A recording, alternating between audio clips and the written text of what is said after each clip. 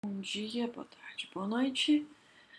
Bom, agora a gente vai juntar o que a gente viu de cinemática em uma dimensão com o que a gente viu de vetores para descrever movimento em 2 e 3 dimensões. Para especificar a posição de um objeto, a gente precisa especificar as coordenadas. Um ponto no espaço é especificado com as coordenadas x, y e z. Para construir um vetor, a gente precisa multiplicar cada uma dessas coordenadas pelo versor correspondente. O versor é o vetor de tamanho 1, que aponta no sentido positivo do eixo em questão. Então, aqui, quando a gente pega a coordenada x e multiplica pelo versor y, a gente tem um vetor que está em cima do eixo x e que aponta no sentido positivo, se x for positivo, e no sentido negativo, se x for negativo, e o tamanho desse vetor é x. Esse cara aqui vai ser a sombra, a projeção da posição em cima do eixo x. E se a gente pegar esse cara e somar com o produto da coordenada y com o versor em y, e somar com o produto da coordenada z pelo versor em z, a gente tem toda a posição do objeto, onde ele está localizado em x, em y e em z. E o nome que a gente dá desse cara é o vetor posição e a gente vai denotar por R. Não esquecendo que, se a gente está falando de um vetor, tem que ter a setinha em cima, tá? Esse cara aqui é um escalar, esse é um vetor, em particular um versor, daí tem o chapéu, escalar, versor, isso daqui é um vetor. Se eu escrever isso daqui, tá errado, tá? Porque R sem a setinha é o tamanho do vetor posição, que no caso é a distância de onde o objeto está até a origem. E dessa distância, dessa mesma distância, tem infinitas direções possíveis, certo? Então, a informação da direção e do sentido, se ela está embutida no conceito, então esse conceito é um vetor, e na anotação a gente tem que deixar isso claro, para a gente saber de quem que a gente está falando. Beleza? Fechou. Assim a gente escreve vetor posição. E como que é o vetor deslocamento? O vetor deslocamento a gente representa ainda com o símbolo de variação, que é esse delta maiúsculo. O vetor de deslocamento ele vai ser, digamos, um R de t menos um R de t0. Eu tenho o nome t0 e t para os instantes inicial e final, respectivamente, então aqui eu tenho posição final menos posição inicial, que é o deslocamento. Se a gente pegar e abrir aqui, olha, os versores i, j, k, os versores cartesianos, eles estão fixos. Uma vez que a gente especificou isso para análise, o i, j, k no instante t são os mesmos i, j, k no instante t0, não importa o que esteja acontecendo. Então, quem está mudando com o tempo são as coordenadas. O que eu vou ter? X de t multiplicando i menos x de t0 multiplicando i. Esse i é esse mesmo i. Então, posso pôr evidência, certo? Então, o que eu tenho? Mesma coisa para o y. Coloco o versor k em evidência. Quem está multiplicando ele? Posição z final menos posição z inicial. Logo, o que a gente tem? Que o vetor de deslocamento ele vai ser a soma dos deslocamentos em cada coordenada separadamente. Isso é algo, um caso particular de algo que é mais geral, que eu vou mencionar para vocês bem rapidinho agora, tá? Porque eu vou acabar mencionando mais para frente, e isso vai agilizar para a gente alguns passos, tá? O que a gente viu aqui, no final das contas, é que a variação da soma, posição é a soma de componentes, e a variação da soma é a soma das variações. De uma forma mais geral, eu vou ser bem rápida, O que a gente está fazendo é usar a propriedade de variação, taxa de variação, e eu quero estender para derivadas, onde a única coisa que eu quero que vocês lembrem de derivada é que é a taxa instantânea de variação. Então, a derivada da posição é velocidade, a derivada da velocidade é aceleração. Só isso. Tá? Lembrando da notação, que é a seguinte: a derivada da posição é a velocidade. Tá? E a derivada da velocidade é a aceleração. Tudo que eu quero quando eu usar a notação é que vocês lembrem esse significado. Tá? Beleza. Fazendo essa continha aqui bem rápida, a gente tem o seguinte: a soma de duas funções, função f mais função g. Quando a gente faz a continha aqui de quanto que é a variação dessa soma no intervalo, a gente vê que a variação da soma é a soma das variações. Agora, voltando um pouquinho para a física. Imagina que são duas funções do tempo. Se eu pegar e dividir pelo intervalo de tempo em que essas variações aconteceram, eu tenho que a taxa de variação da soma é igual à soma das taxas de variação. Se eu pego o limite instantâneo, eu pego o intervalo de tempo infinitamente pequeno, eu tenho essa relação, só que com as taxas de variação instantâneas, ou seja, as derivadas. Derivada da soma de duas funções e a soma das derivadas das duas funções. E para uma constante vezes uma função, segue a mesma continha, tá? E a gente tem no final que a derivada de uma constante vezes uma função vai ser a constante vezes a derivada de uma função. Na prática, a gente fala que a constante sai da derivada. A constante não está variando, então ela vai continuar tendo o mesmo fator multiplicativo ali quando a gente pega a função ou quando a gente pega a taxa de variação da função. No final das contas, é isso que está acontecendo. E no caso, na conta que a gente fez antes, f e g seriam, por exemplo, xi mais yj, e as constantes são o i e o j. Então, se a gente pegar aqui, a constante sai da derivada e que a derivada da soma é a soma das derivadas, a gente pega, usa isso e os próximos minutos vão ser bem mais rápidos. A sequência de vetores posição é o que caracteriza a trajetória de um objeto. Estão vendo o desenho? A trajetória, ela nada mais é do que a sequência ali das pontinhas de todos os vetores posição ao longo do tempo. E aqui na figura tem alguns ilustrados. Quem que é o deslocamento? Deslocamento de T1 a T2, por exemplo.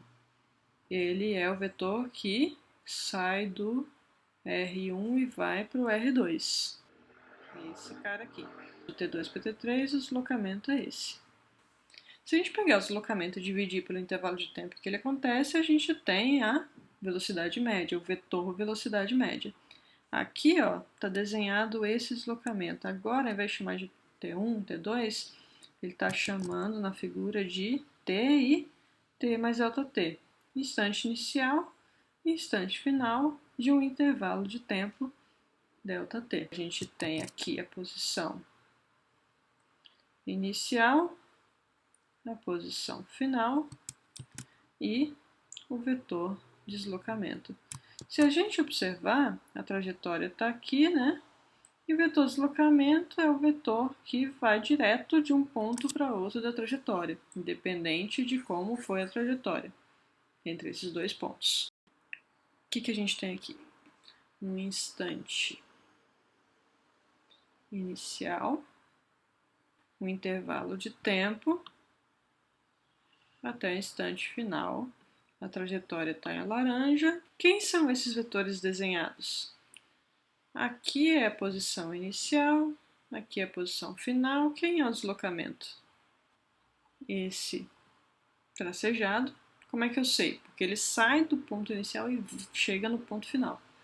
Esse verde aqui é o deslocamento dividido pelo tempo, ou seja, é o vetor velocidade média, esse verde. Por que está menor? Olha o valor aqui do intervalo de tempo. O que acontece quando eu vou diminuindo o intervalo de tempo? O que vai acontecendo? O deslocamento vai ficando bem pequenininho. Aqui, ó, tá quase coincidindo com curva, certo? Então, vendo aqui o deslocamento, apesar do deslocamento ficar bem pequenininho, o tempo também está ficando bem pequenininho, de forma que o quociente deles, esse vetor verde, continua um tamanho razoável. Então, com o denominador, intervalo de tempo, indo infinitamente pequeno, praticamente para zero, o numerador também vai. E daí o quociente permanece finito, no sentido de que nem explode para infinito, nem explode para infinitamente pequeno. E daí o deslocamentozinho vai ficando cada vez menor e o ponto final vai ficando cada vez mais próximo do ponto inicial. E daí o vetor secante vai virando o quê? Um vetor tangente. Nesse limite, a velocidade média, que é o verde, vira a velocidade instantânea, que é a velocidade do corpo nesse instante inicial t0.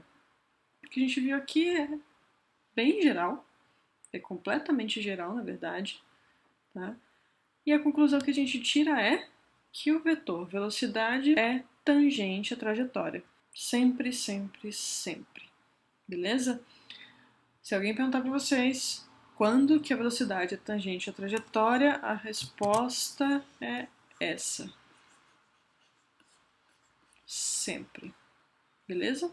De forma que falar em velocidade tangente ou velocidade tangencial é um pleonasmo, porque a velocidade é sempre tangente à trajetória.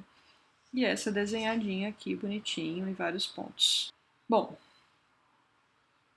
ainda a gente tem o sistema cartesiano. Então, em cada instante, a velocidade é tangente à trajetória e ainda pode ser escrita como uma soma de componentes, uma em x, outra em y, outra em z. De onde vem isso daqui? Ora, vem da taxa de variação lá, lembrem? Ó, a gente obtém isso da seguinte forma. O vetor posição, vou aplicar a derivada. Tá? Não estou calculando nenhuma derivada específica, notem, só estou usando uma propriedade. Tá? Eu vou aplicar a derivada, então eu aplico a derivada numa função, certo? Isso daqui é aplicar a derivada nessa soma. Ora, a derivada da soma é a soma das derivadas, certo? Então aqui a gente tem derivada da parte x, derivada da parte y, mais derivada da parte z. Se o movimento fosse em uma dimensão, a gente teria, por exemplo, só esse cara. Em 2 dimensões, mais esse. Em 3 dimensões, mais esse. Derivada de uma constante vezes uma função, porque afinal de contas, quem é função aqui? Só o x. O i é constante. Então a gente tem o seguinte: derivada de uma constante vezes uma função vai ser a constante vezes a derivada da função. Beleza? E daí a gente tem, por fim, isso daqui. Esse termo aqui é esse. Esse termo é esse. E esse termo aqui é esse. Isso aqui é a componente x da velocidade, isso aqui é a componente y, isso aqui é a componente z, certo? Afinal, quem que está multiplicando o vetor i? É a componente x do vetor, certo? Então, a gente tem essa identificação aqui. A componente x do vetor velocidade, ela vem única e exclusivamente da taxa de variação da posição em x. A componente y do vetor velocidade vem única e exclusivamente da taxa de variação da posição y. Idem para z. O que isso está dizendo? A parte do movimento em x, ali, não muda em nada, não afeta, está completamente isolada das outras componentes do vetor velocidade. As projeções x, y e z de um movimento, elas são independentes umas das outras. Sintetizando, então, a gente tem posição, variação da posição, taxa instantânea de variação da posição, que é a velocidade, que é sempre tangente à trajetória. Passa o intervalo de tempo. O que acontece? A gente vai de uma posição inicial e uma velocidade inicial para uma posição final e uma velocidade final. Ao passo que o deslocamento, que é a variação da posição, está aqui, a variação da velocidade vai ser esse vetor menos esse. Daí a gente precisa colocar os dois na mesma origem. Olha aqui. A gente tem o vetor velocidade inicial e o vetor velocidade final. Para onde que está a variação da velocidade? Está para cá. Beleza? Imagina esse intervalo de tempo agora tendendo a zero. Desenhar maior, tá? Para ficar mais fácil para a gente. Aqui, velocidade no instante. Vou mudar um pouquinho aqui. Digamos que seja assim. A variação da velocidade é esse vetorzinho aqui. A gente vê algumas coisas. Primeiro, desse instante aqui para esse, a direção do movimento mudou, certo? Como que a gente vê isso? Velocidade, vetor velocidade mudou de direção. Mudou a rapidez do movimento? O movimento em 2 ou 3 dimensões. É o mesmo conceito. É só o quão rápido está indo. Só que agora é para um vetor. Então a gente tem aqui que a rapidez é nada mais, nada menos que o módulo do vetor velocidade. E daí, rapidez e velocidade estão mais diferentes ainda, conceitualmente. Porque antes era só tirar o módulo, tirar o sinal. Aqui a gente não está só tirando o sinal, que era o sentido, né? A gente está tirando informação não só do sentido, mas também da direção do movimento. Tá legal? A aceleração, como que se constrói? Da mesma forma que a gente construiu a velocidade a partir da posição, a gente constrói a aceleração a partir da velocidade. A componente x da aceleração vem só da taxa de variação da velocidade em x, que por sua vez vem só do movimento da variação da posição em x. Segue a mesma lógica. Ó, identificação desse com esse e desse com esse. Bom, conseguem reparar algum padrão aí na aceleração? Velocidade está sempre tangente à trajetória, aceleração a gente já vê que não. Ela está sempre para dentro da curva? Pelo desenho está aparecendo, certo? Vamos brincar um pouquinho. Imaginem que a gente tem um vetor velocidade, vou desenhar bem grande assim. Isso significa que num certo instante a direção do movimento está nessa direção aí da velocidade. Aqui, ó, ele está fazendo a curva para baixo ali, a aceleração está para dentro, certo? Será que a aceleração pode estar para fora da curva? É isso que eu quero investigar. Bom, imagina que a aceleração esteja, por exemplo, para cima. Aqui é a aceleração num certo instante. Pego aqui, multiplico por um intervalo de tempo pequenininho, eu tenho uma variaçãozinha de velocidade que vai estar na mesma direção e sentido da aceleração, certo? Tá aqui, bonitinho. Esse cara aqui é a velocidade num instante t. Qual a velocidade no instante t mais ΔT? Ora, vai ser a velocidade inicial mais a variação da velocidade, que é quem? Então, a soma desses vai dar esse vetorzinho. Esse cara aqui é o vetor velocidade no instante t mais ΔT, que é tangente à trajetória no instante t mais ΔT, um pouquinho depois. Então, um pouquinho depois, a direção do movimento está assim. Então, o que aconteceu com o movimento? Fez uma curva para onde? Para cá, né? A curva vai para onde a aceleração apontar. Não é coincidência que a aceleração está sempre para dentro da curva. Afinal de contas, é a aceleração que faz a curva acontecer. Porque a curva é uma mudança na direção da velocidade. Quem faz a velocidade mudar é quem? A aceleração. Então, não à toa, a aceleração, se tem curva, vai estar sempre para dentro da curva. No próximo vídeo, a gente vai destrinchar um pouquinho a aceleração. Tá?